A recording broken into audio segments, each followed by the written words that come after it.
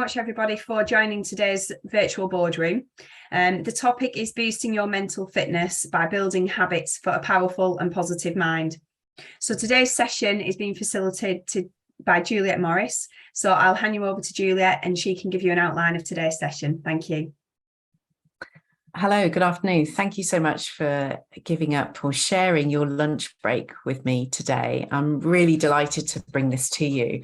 And I don't know if any of you have heard of mental fitness. It's been around for a few years, and certainly the topic of conversation has come up a lot in my circle. So if you have heard of it, just drop something in the chat and let me know, and it'd be great to hear.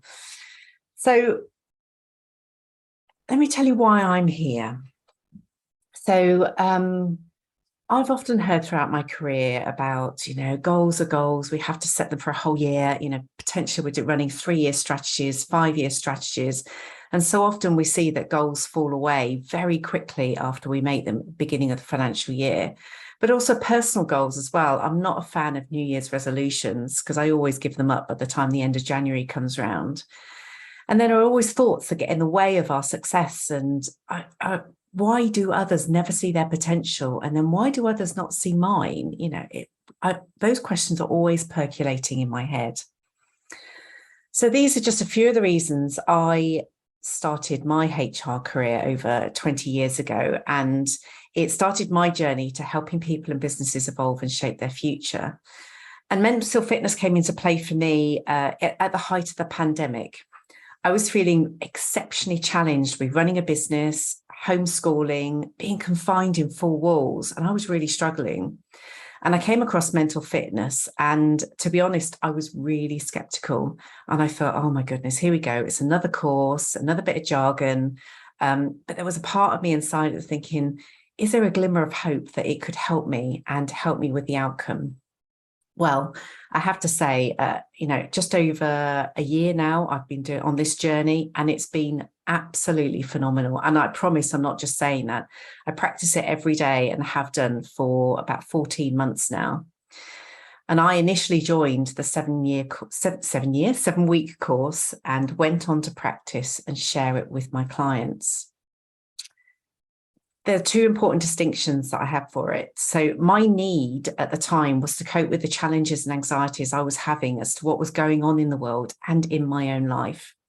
But my aspiration was that I wanted to be a much calmer person, the person I was pre-pandemic, but I also wanted to have a much more impactful future and the impact I had on other people. So I wonder why you're here. And I wonder if you wouldn't mind just popping in the chat, what do you think you need right now? And what's your aspiration for the future? It may not be fully articulate, and that's fine. You just drop whatever thoughts are coming into your mind right now. And then I'm going to share with you today that everyone can improve their mental fitness. It's like when we go to the gym, we go for a run, we go for a walk. We know we have to keep our physical fitness up. But what about our mental fitness? And I want to share with you how it can improve performance and happiness. And just a little note, if you have completed the questionnaire, I would ask you for your thoughts later. But keep in mind that everyone has these saboteurs at any different point in their day and in their lives.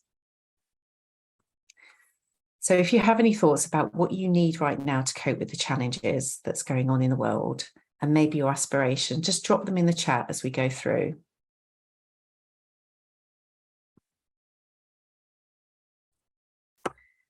So how many of you completed the questionnaire before this session? Did anyone complete it? No one completed it. That's okay. If I missed anyone, Joe, I can't see everybody on my screen. So if anyone's completed it, let me know. So I did mine again. I've done mine 3 or 4 times over the last year or so, and the top one never changes. So my top one is hyperachiever, and I've always been a very driven achiever, but it can have its upsides, but it also has some dark sides as well, which I'll share with you. My second one during the pandemic was hypervigilant. because I was very concerned about what was going on with my friends, my family, my business, how my son was coping, and he didn't cope very well with homeschooling. So how he was coping on a daily basis. And today it flickered between two. So I have 2 or 3, a controller and hyper-rational. There's quite a lot of people, Juliet, that have said they've completed it. Have they? Oh, I didn't see that. Yeah, there's quite a lot. Yeah. If you have completed it, would you mind just popping in the chat which were your top 2? That would be really useful for the conversation going forward. If you just drop it in the chat, we can keep an eye on it. It just help guide the conversation that I have with you.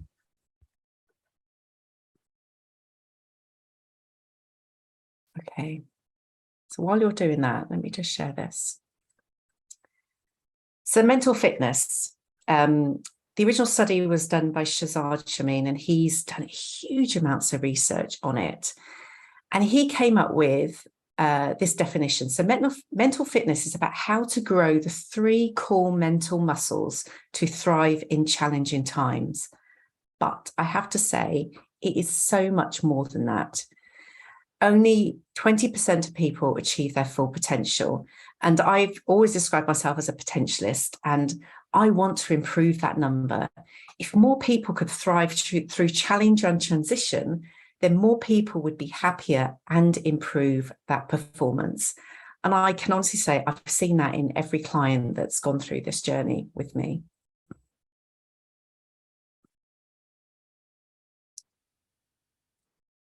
And it's all about your capacity to respond to life's challenges with positive rather than a negative mindset.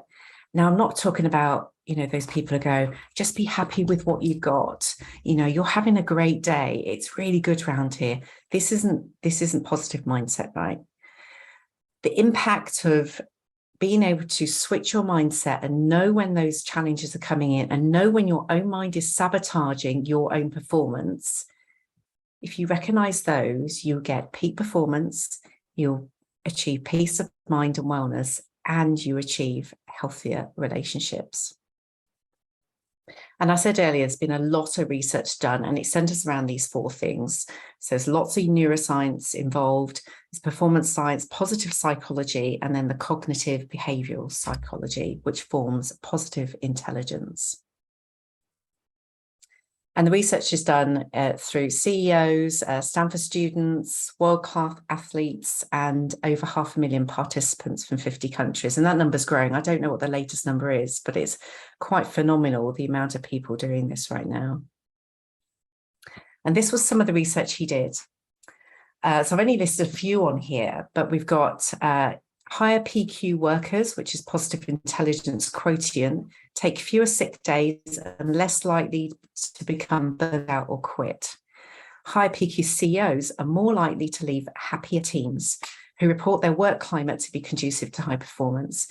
Project teams perform 31% better. Managers with higher PQ are more accurate and careful in making decisions. And it's been shown to enhance immune systems by lowering stress hormones, blood pressure, less pain, fewer colds, better sleep, all of those good things that we like to hear. Sounds a bit like a magic pill, right? But it does take some effort to get there. So let's talk about the 3 core muscles I mentioned at the root of mental fitness. The saboteur interceptor, the sage, which is your wise self, and everyone has that, and your self-command. That's almost like, I call it like a flick switch. When your saboteur is coming in, you can flick that switch, do some work, and switch it towards your sage, your wise self. And for those that have done the questionnaire, there are 10 saboteurs, which include the judge, and the judge is the master saboteur, which I'll talk a little bit more about shortly. And the saboteurs operate in the left part of the brain, the limbic system. The 5 sage powers operate in the right side of the brain, which is where your empathy circuitry is. And your saboteurs will motivate you through negative emotion, fear, stress, anger, guilt, shame, insecurity, anxiety. But your sage motivates you through your positive emotions. So your empathy, your curiosity, creativity, passion, and your purpose. So whilst you may think, Your saboteurs may generate you success. I know when I started this, I went, oh, I'm a hyperachiever. Fantastic. I know, because I love to generate success. Actually, it's the sage that generates your highest success and your sustained happiness. So let's talk a little bit about the saboteur. So the judge, the master saboteur, and we all have this one. And it's a predisposition to exaggerate the negative and assume the worst in actually good for survival. Sometimes it will come in fleetingly. That moment you go, oh, I don't like that, or oh, that's very pink, or that's very blue, or I really don't like that color. That's your judge coming in. It's the one where it heightens your awareness, where you become much more alert to the surroundings and your emotions in yourself. But it comes from our ancestors, so it's natural. Our brain is naturally wired to negativity. And here are some ways that show up. You'll judge yourself. You start to diminish what you're willing to ask for. How bold can I be? How courageous? Am I worthy of asking for that? And you hold yourself really small. Whereas the judgment of others, you diminish what you think of others could be capable of, and you hold others small. And that shows up in environments, through your peers, through your leaders, through your manager. And it often is wired into a negative experience that you've had in the past.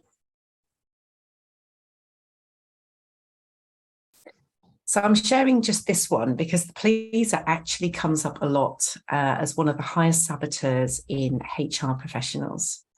That's not substantiated. I haven't done any science with it, but I was connecting with some peers in Australia, and they've done quite a bit of work. And the pleaser was the #1 saboteur in HR professionals, because we want to help. We want to help others. But the pleaser is concerned with acceptance, being liked. And you may not challenge the audience. You may not expose their true needs. You may play it safe to avoid rejection. But you come from a place that actually, I really want to help. I'm going to be that person. I'm going to help people move forward. And you think that to be a good person, you should put the needs of others ahead of your own. And that's the key, when you're always putting others ahead of your own. I worked with a founder recently, and he was top saboteur, was a people pleaser. He was also the CEO of the organization. And all he cared about during the pandemic was making sure his business and his people were okay. The downside to that, he developed severe anxiety through that. But it was easily rewired. I say easily, it took some work. You know, we did this over 3 months. He went through positive intelligence.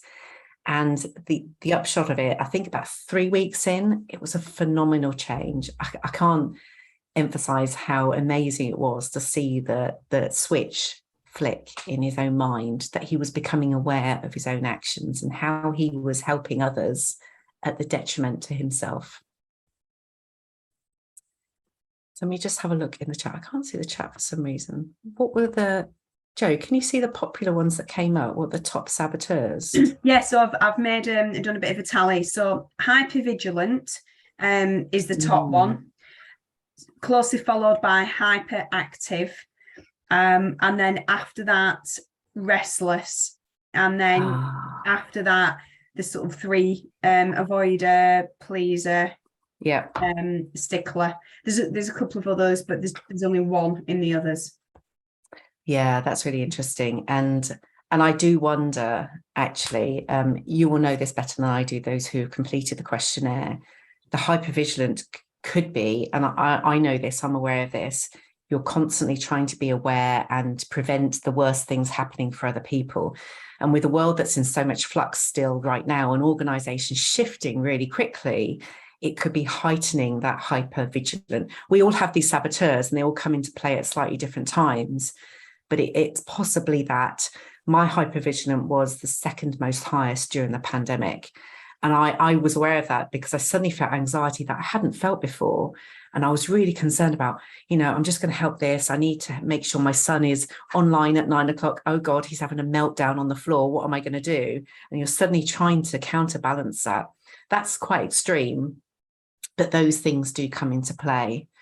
So the hypervigilance is always being aware of what's going on. There's a story in his book about the tiger, and in our native self, our ancestors were always aware, because they were always protecting their own land, and they were worried about this tiger coming through, and they had someone on a lookout tower. We don't need to be like that right now, but that's what it's like. You're always watching out, and if there's a slight rustle or a move, you go, oh my God, that's a tiger, I'm going to act. And that's an extreme story of the hypervigilant. So I can absolutely see how that's coming into play.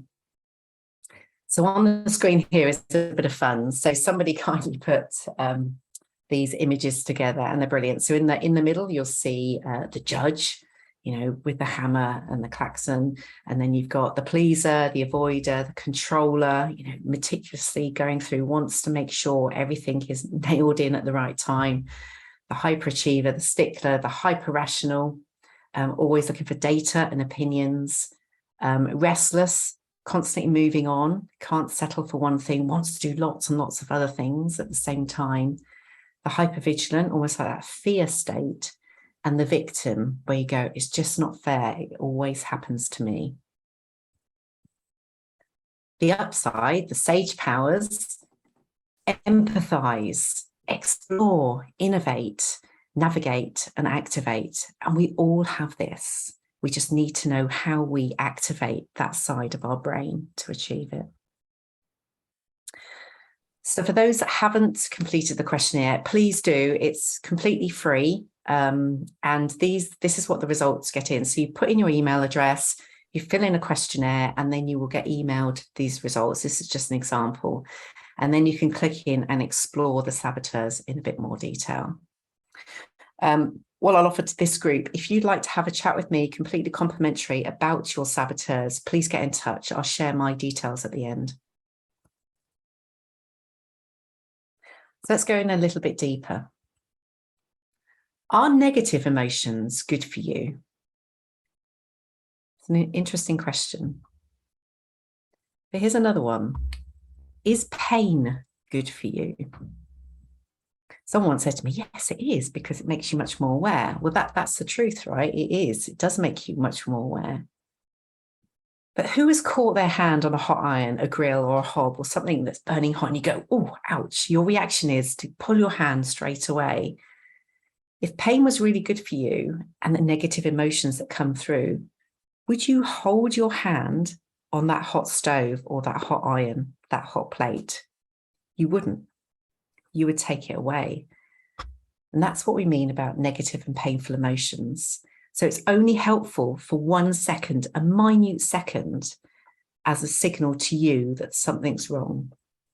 But when you stay in that negative emotion, it stops you seeing clearly and responding with empathy, curiosity, creativity, or your laser focused action. You become distracted, you become too analytical, you become too fearful.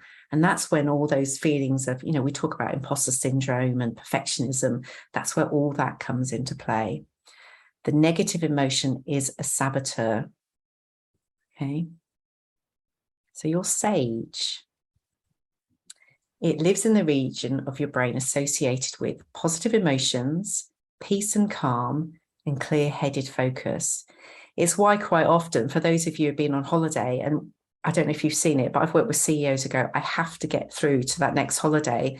And then when I take a break, I'm going to be super calm and I'll come back. It's that same feeling.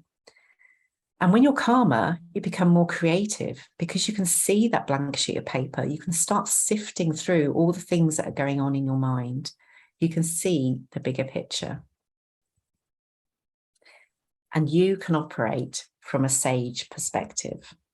And we talk about, Shazar talks about it as being a Jedi Knight. You become your wise self, but it does take practice. And here's the other thing to think about. Every outcome or circumstance can be turned into a gift, an opportunity.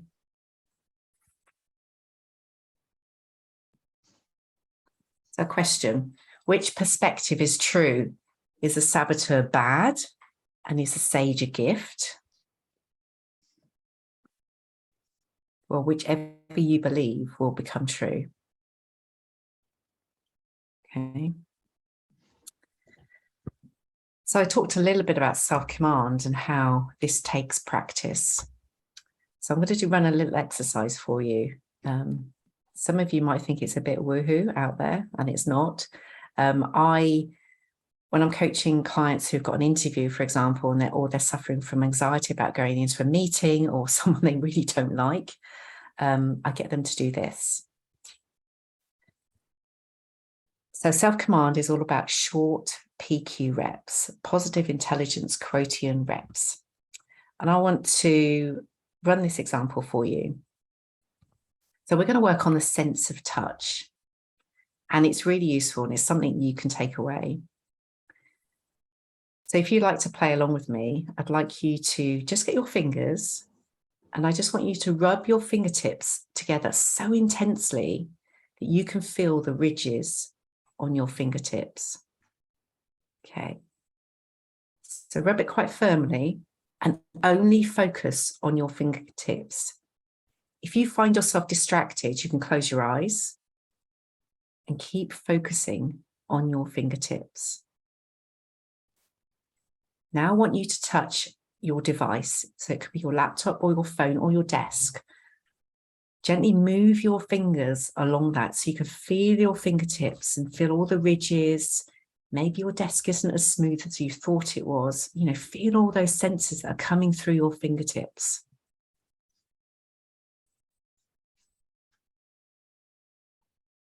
And then come back and rub your fingertips again. Remember to do it quite intensely. And what do you notice differently this time?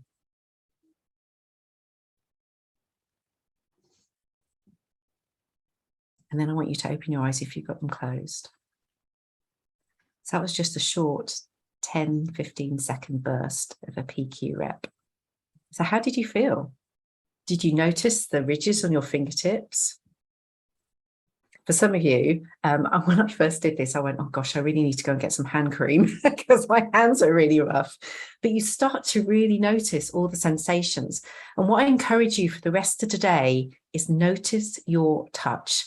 So the door handles, your coffee cup, your keyboard, your cutlery, the plate, whatever it is that you're touching, because it's quite fleeting, recognize how it feels, because that will reactivate your self-command.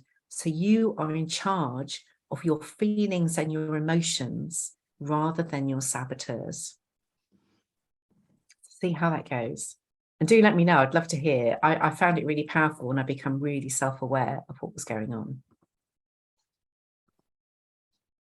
Okay. Is it really possible to just shift from saboteur to sage, even if tough challenges? So I talk to this to clients a lot. You know, some of the challenges are fleeting with us. We're so used to, you know, negative opinions or a blocker or a date or a time change. And then when tougher challenges come through, we find it really difficult, and it just piles up. All the little things pile up to a big thing. But yes, it is possible.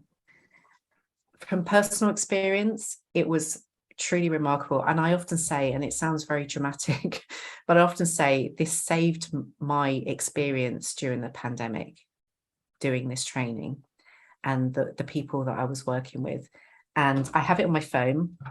So there's an app on your phone, and it prompts you throughout the day, and it makes sure I check in. Some days I don't do it, but not through the app, but I do it subconsciously. You know, when I'm cooking or I'm putting some music on, I just focus and touch. If I'm going into what I know is going to be a challenging meeting, I do some PQ reps to just ground myself before I go in.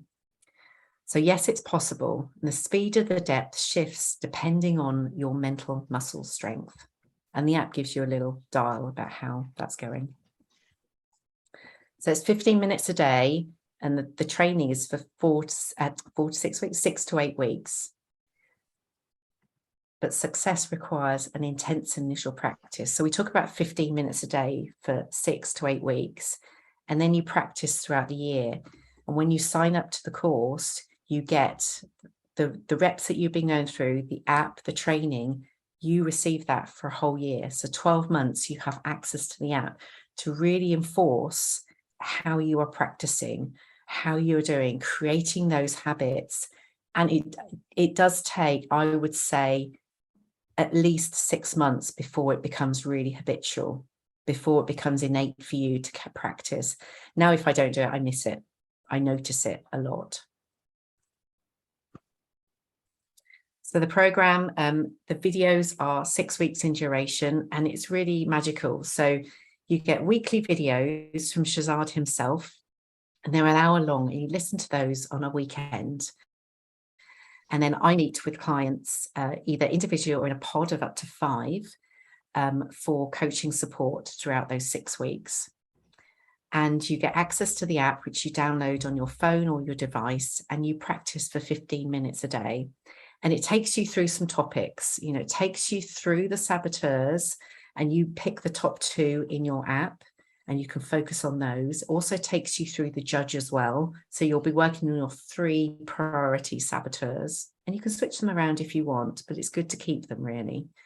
And you receive the first 8 chapters of the book. And the book is, I think it's about £25, but this is the book, and it's brilliant. You can see mine's full of notes and post-it notes. I love it. I use it all the time. And it's really powerful. So what do you think? What are your thoughts through that? It's a whistle-stop tour to it, so there's quite a lot to take in from it. But I'd be really intrigued to what you think about it. I've had mixed feelings, but some clients absolutely, it's a bit like Marmite. Some people either really love it, or some people go, oh no, that's too woohoo out there. That's not for me. So it's a real Marmite thing. But I think it's brilliant, absolutely brilliant. So I didn't introduce myself before, because actually the most important thing for me is this: positive intelligence and mental fitness. So this is a little bit about me. So I spent 20 years in people leadership roles, scaling and hiring high-performing people in high-performing businesses. And that led me to reshape and grow a number of industries, but tech and specialist really is my forte. I now own a leadership and agile consultancy with my husband. I have my own coaching practice, but I'm a passionate volunteer. I'm a passionate STEM ambassador, a schools ambassador, and I'm also co-vice chair of our Wessex branch CIPD. But my passion is about shaping futures, and that's what I do. So I shape futures with individuals, and I shape futures with businesses, because I passionately believe that if we can tap into our happiness and high performance, and actually, most importantly, liberate the dreams that we have, those secret dreams in our head, we can shape the future much more positively and much more consciously than the way it has been before. So here are my contact details. You can share your results with me, and honestly, do book a call in. I'm very, very happy to chat about this and talk to you about your saboteurs, or any questions that you have, and how you could switch into the into the sage on a daily basis. So you can grab 30 minutes on my calendar. Joe, I'll send you all these details so you've got it, because I know you're going to send out some of the recording, aren't you? And yeah, I'd love to have a conversation with you. So some testimonials. I'll talk to you about the founder. He's not on here. But I've had really positive feedback, and I think it's the biggest shift happens within people. I see it pretty quickly, but when individuals feel it and see it themselves, it really is phenomenal, and it's a real gift that I can share this with people. So what questions do you have? What have you learned from today? Or what do you want to know? Or have I missed something? Is there anything that you'd like to know that I haven't shared? Feel free to ask. I'm going to end the slideshow, Joe, and then I can see everybody. Hopefully. There's a couple of comments, Juliet. I'll just read them out. So Helene has put that it piqued her interest. Elaine said, it sounds really interesting. I don't think we focus on our stresses and strains, not when things are good. So a heightened awareness is always a good thing in my mind. And Rachel's put really intrigued and keen to find out more. Yeah, well, look, I'd love to talk to you. Genuinely, book a call in and let's have a chat. and if questions come up afterwards, sometimes it takes a little while to percolate, then, do just put in a call. I'm an open connector anyway, so I'd love to hear your thoughts, positive or negative, on this. And let me see if I can shift you into the sage a little bit more quickly. Thank you. So thank you very much for coming. I really appreciate it. Are there any more questions?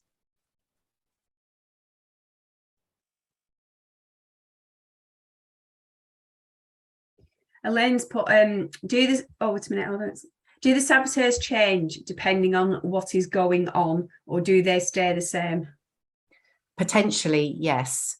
So mine have shifted. I haven't found that my top saboteur has changed. That's always been about 98 score, which is my hyperachiever. But I know that's the one thing that I'm driven by. So if it's an 8 innate with you, it's unlikely to change. But the rest of them have shifted over the last 14 months a little bit. Not much, just a little bit. And I found that it depends on what I'm going through and what my priority is, and also how I'm reacting to the environments I'm working in at the moment. So yes, possibly. And it's a snapshot in time. So when you take the questionnaire, you can do it again and it will update your results, and it updates automatically through the app.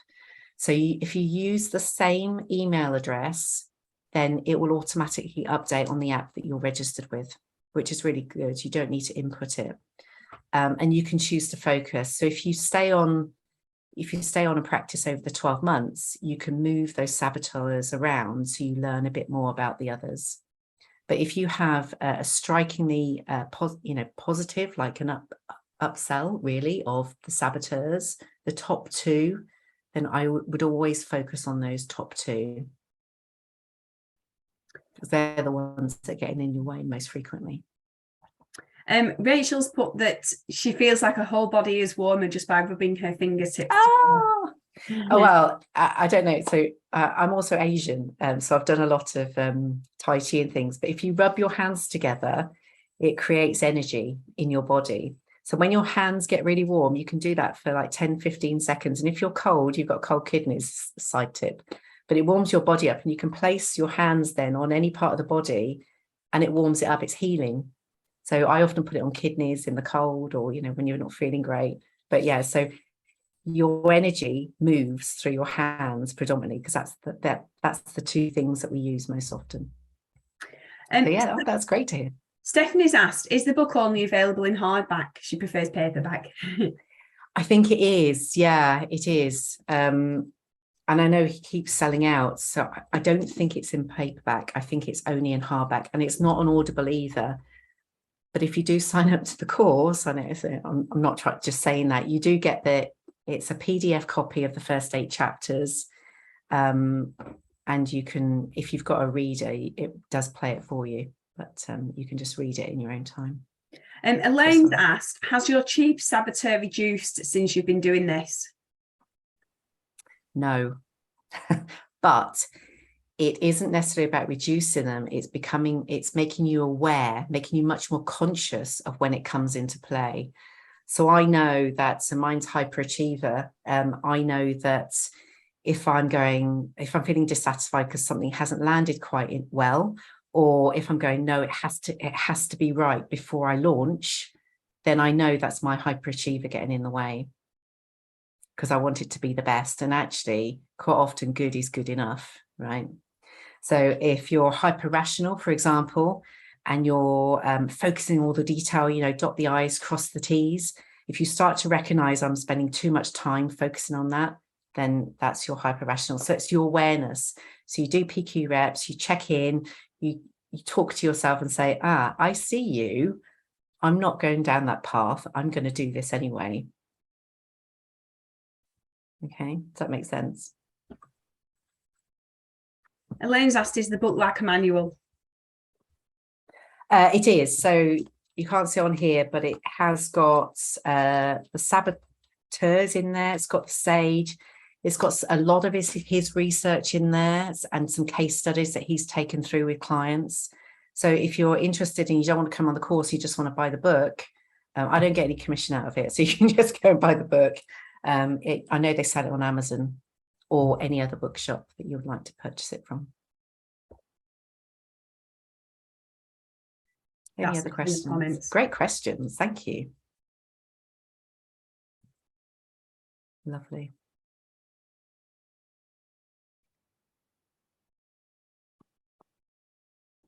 Is there anything else from you, Juliet? If not, I'll do a close because there isn't any other comments. No, that's brilliant. Thank you so much for listening. And as I said, if you've got any further questions, please do get in touch. I'd love to hear from you.